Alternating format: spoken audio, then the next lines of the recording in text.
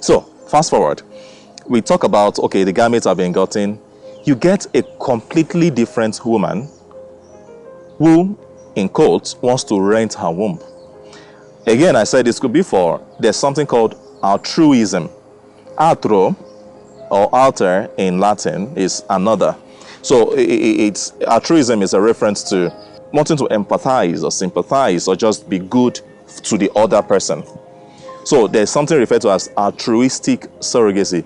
Don't worry about the very big English. It's just a way of somebody trying to help without any serious financial remuneration, without any financial condition for it. So I know of sisters, maybe a woman cannot give birth, so she asks her sister to help her out. You will term that as altruistic. And by the way, did I say this, that this is a $1 million industry? $1 million industry. So there are actually women who are there to do this. It's like a career.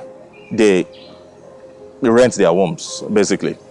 In that case, I'm not sure you can refer to it as altruistic. And I say this because if there is no financial agreement, they wouldn't agree. They wouldn't agree to go on with it. So I don't know to what extent you can define that as altruistic. So, but irrespective, whether altruistic or not, we are still referring to surrogacy as part of the problem. Let me quickly mention at this point that based on what has been said so far, I hope you can already begin to project the slippery slope that this can lead to. Because even though I'm referring to homologous cases, that's a man and his wife, what this means is even gay couples can subscribe to that. What this means is those who have voluntarily, there are two types of single parents.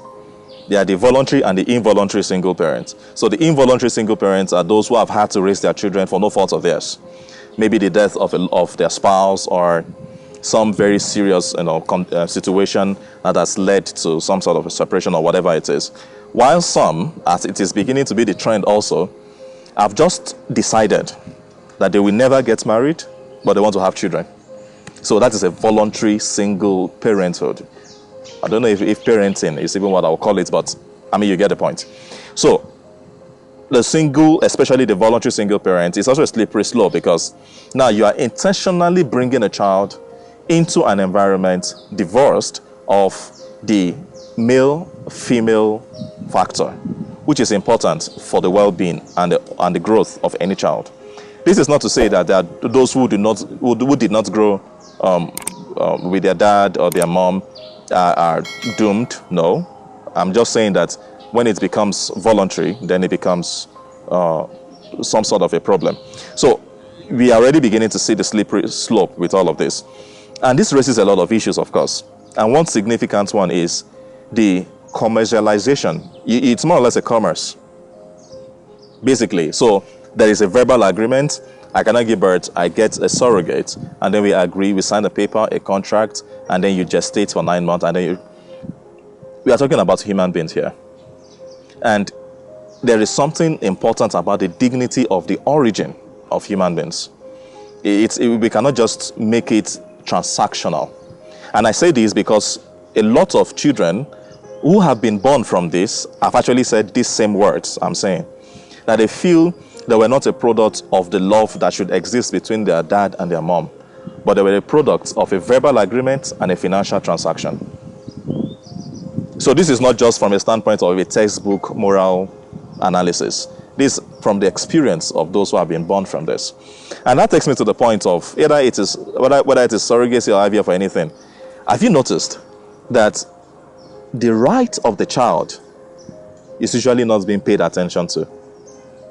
The right of the child, the right of not having a split origin, the right of the dignity of the origin, the right of actually having both parents grow the child, it's usually not part of the discussion. It's almost always too emotional an argument that, oh, I cannot give birth, what the society will say, the pressure imposed, self-imposed pressure, and all of those. While I'm not trying to undermine the psychological trauma, the emotional turmoil that could come from this, can we also pay attention to the rights of the child? I think it's important to do that.